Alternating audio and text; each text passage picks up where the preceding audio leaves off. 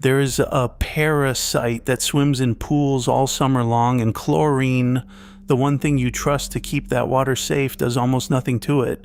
It shrugs off the chlorine. It survives for days in water tested perfectly clean. And the only thing in your entire backyard setup that can actually pull it out isn't a chemical at all. It's a powder made from the crushed skeletons of things that died millions of years ago. Most pool owners have never heard of it. The ones who have usually don't know what it really is or why the US Army reached for it in the middle of a world war when chlorine kept failing them. So here's the question worth sitting with. If chlorine can't kill this thing, and it genuinely can't, what has actually been protecting you? The answer is stranger than the chemical aisle wants it to be. And there's a catch in it most videos would skip. Start in the middle of the Second World War. Soldiers were falling sick from the water, not from bacteria. That problem chlorine mostly solved.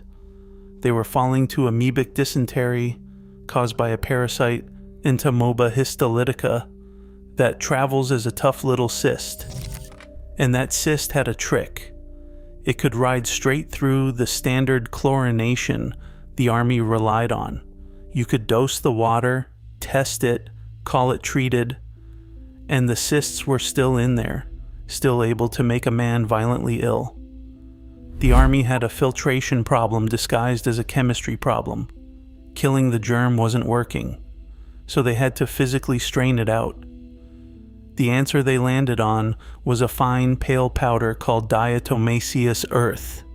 In a War Department report from 1944, Army engineers documented that a portable filter packed with this powder removed the amoebic cysts from water where chlorine alone had let them pass. It worked. It went to war. After the war, the design got refined into the form we still use.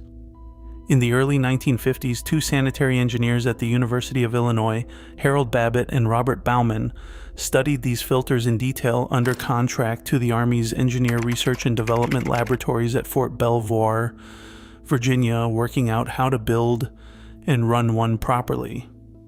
That backyard filter type did not come from a pool company.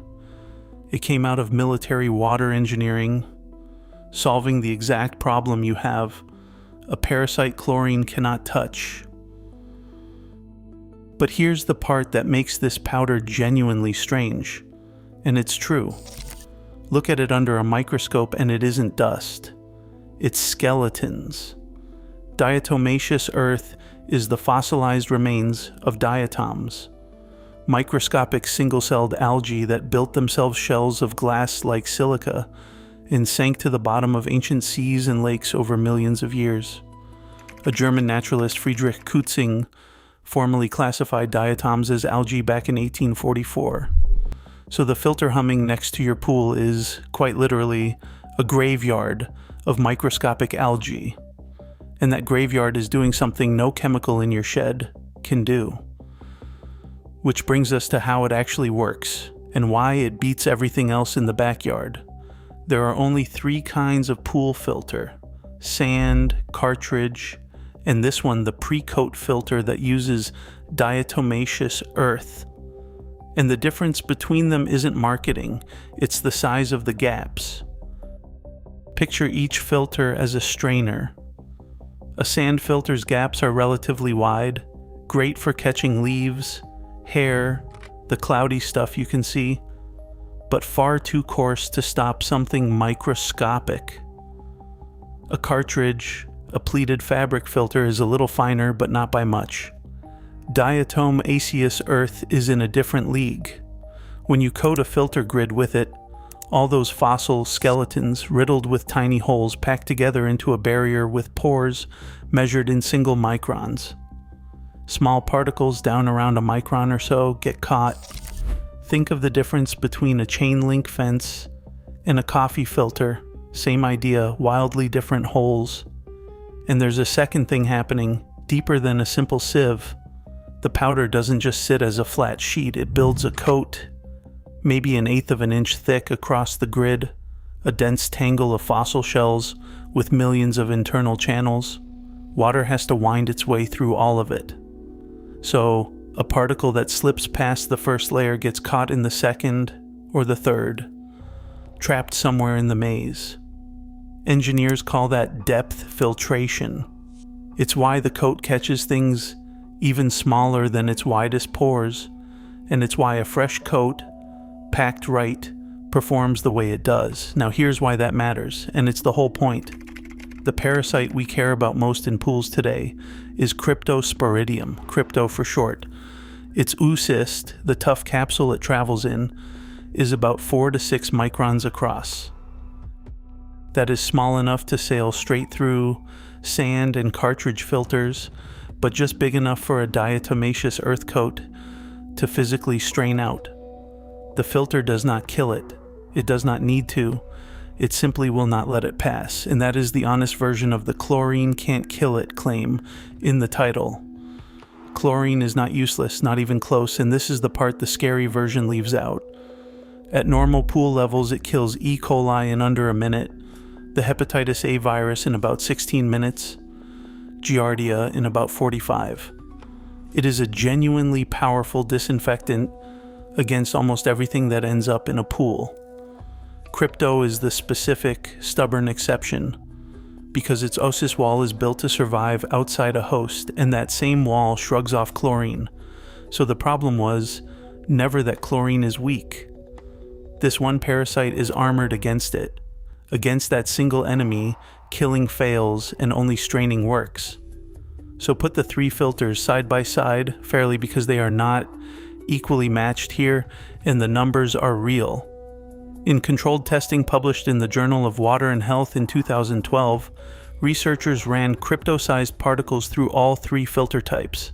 Sand and cartridge filters removed, on average, 19/100ths of a log or less, in plain terms, about 1/3 of the particles at best, and often far less. A diatomaceous earth precoat removed between 2.3 and 4.4 log. That upper figure is 99.99%. One filter catches a sliver, the other catches nearly all of it. That is not a small edge. It is the difference between a barrier and a gap. And that first study was small scale. A test rig, not a swimming pool.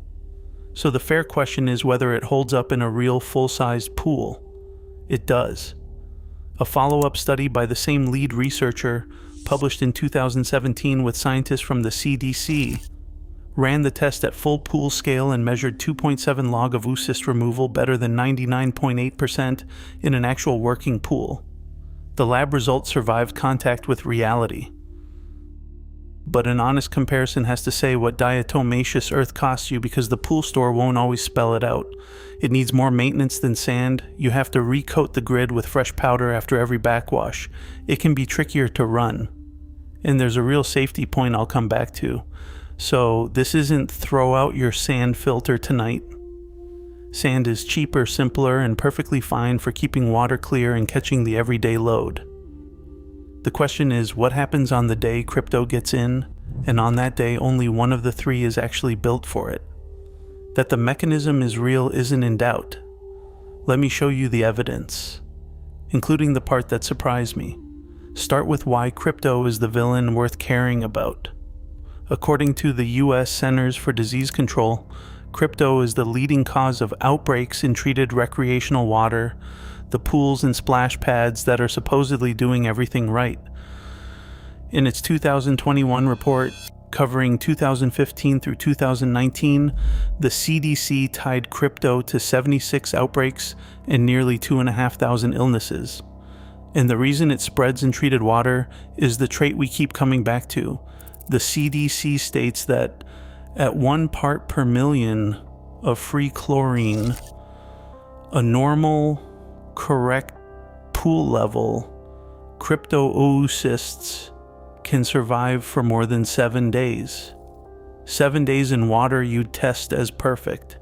To actually kill crypto with chlorine, you have to go nuclear.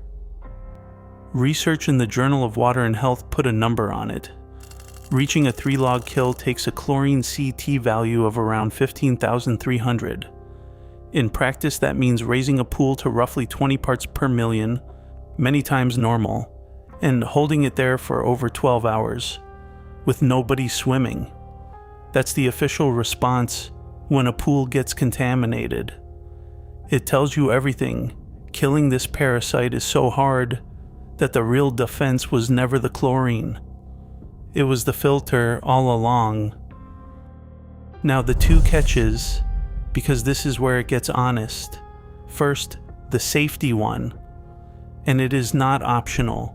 Diatomaceous earth comes in two forms.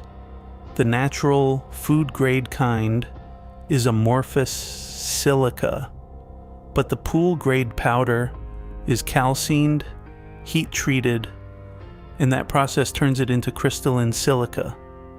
Breathing crystalline silica dust over time causes silicosis, a serious, permanent lung disease. OSHA and NIOSH regulate it as exactly that hazard. So when you handle pool diatomaceous earth, you keep it out of your lungs, wet it down, wear a proper mask, and don't stand in a cloud of it. This is not a scare. It is the standard handling rule, and any honest video has to say it out loud. Second catch, for the natural pool crowd, and I know some of you are here for exactly that. A chlorine-free natural pool leans on biology. Gravel beds, plant roots, living filtration. That's genuinely elegant for a lot of things, but those beds are far too coarse to strain out something 4 micrometers wide. So without chlorine, mechanical removal matters more, not less, and the one biological system that's supposed to replace chlorine can't catch this particular parasite. That's not an argument against natural pools. It's just the honest gap in them. So, close the loop we opened at the start. If chlorine can't kill this thing, what's been protecting you? Not the chemical. The chemical does the loud work. It kills the bacteria and the viruses fast, and it does that job brilliantly. But against the one parasite built to survive it, chlorine was never the wall. The wall is a bed of fossilized algae, packed fine enough to strain out something chlorine can only watch swim past. That's the real division of labor. And almost nobody explains it. Your sanitizer kills what it can reach. Your filter catches what your sanitizer can't kill. Take crypto, the thing chlorine can't touch, and the whole burden falls on the mesh, on the powder, on the skeletons. The army figured that out in a war because their men were getting sick and the chemistry wasn't saving them. They stopped trying to kill the thing in the water. They started straining it out, and the finest strainer they could find was already dead. Millions of years dead, waiting at the bottom of an ancient sea.